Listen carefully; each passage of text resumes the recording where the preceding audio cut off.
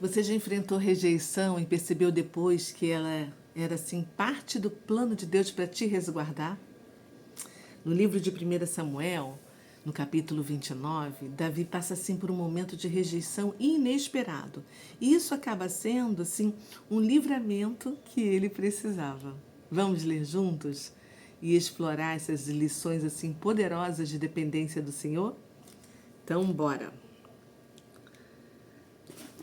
Bom, o exército filisteu se reuniu em Afeque e os israelitas acamparam junto à fonte de Jezreel. Enquanto os comandantes filisteus conduziam os seus soldados por grupos de 100 e de 10 mil, Davi e seus homens iam na retaguarda com o rei Aquis.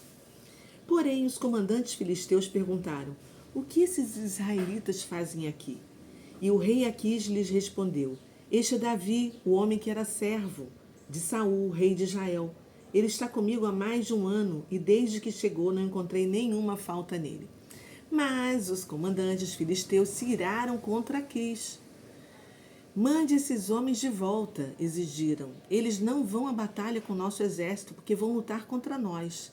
Existe algum meio melhor para ele fazer as pazes com seu senhor do que voltar-se contra nós na batalha? Não é este o Davi de quem as mulheres de Israel cantavam em suas danças? Saul matou milhares e Davi matou suas dezenas de milhares? Então Aquis chamou Davi e lhe disse: juro pelo nome do Senhor que você tem sido correto e leal comigo. Nenhum mal achei em você, desde o dia em que você chegou até hoje, mas os meus comandantes não o aprovam. Por favor, Davi, não deixe esses oficiais irritados. É melhor você voltar em paz. O que eu fiz para merecer esse tratamento? Perguntou Davi. Por que não posso lutar contra seus inimigos? Mas Aquis insistiu. Quanto a mim, você é tão perfeito como um anjo de Deus. Porém, os meus comandantes não querem ter você na companhia deles na batalha. Levante-se, pois, de madrugada junto com os seus servos e, assim que clarear o dia, vá embora. Assim Davi e seus homens levantaram de madrugada e voltaram à terra dos filisteus, enquanto o exército filisteu prosseguiu em sua marcha para Jezreel. Bom, este capítulo que a gente acabou de ler, assim, descreveu assim Davi, né, com os filisteus diante de uma batalha contra Israel. E apesar da confiança de Aquis, que é o rei, que era o rei de Gate, né, ele assim confiava em Davi. Mas os príncipes filisteus rejeitam Davi por desconfiança, temendo que ele pudesse traí-los para se reconciliar com Israel, né? E aí, sem saber, os filisteus estavam colaborando com o plano de Deus. Isso é maravilhoso, né? E aí, pressionado, o rei Aquis dispensou Davi e os homens dele. Davi protestou levemente, perguntando por que não podia lutar ao lado de Aquis, né? Mas, no fundo, essa rejeição representou um grande livramento de Deus. E aí, sendo dispensado, ele foi poupado de entrar em combate contra o seu próprio povo, Israel. E aí ele e seus homens voltam pacificamente para a cidade de Ziclag, né? E embora aparentasse assim ser uma rejeição, essa situação acaba sendo uma intervenção divina, livrando Davi do dilema de lutar contra o seu próprio povo. Viu como Deus é maravilhoso, gente, né? Ele é realmente assim incrível. E aí, que lições a gente pode retirar deste capítulo para a gente poder aplicar na nossa vida? Bom, de cara, assim, a primeira lição que eu vejo é que, às vezes, a rejeição na nossa vida é o jeito de Deus proteger a gente de maiores perigos. Porque o Senhor age até nos menores detalhes sutis. O Senhor guia os acontecimentos para nos dar livramento. Ele trabalha nos bastidores, cuidando da gente, mesmo quando a gente nem percebe e passa batido, não é verdade? Outra lição importante aqui neste capítulo é a confiança nos momentos de incerteza. Davi poderia ficar frustrado, confuso com aquela rejeição, né? Mas ele aceitou a decisão dos filisteus sem grandes conflitos. Sabe por quê? Vou te contar. Porque ele sabia esperar no tempo e no plano perfeito de Deus.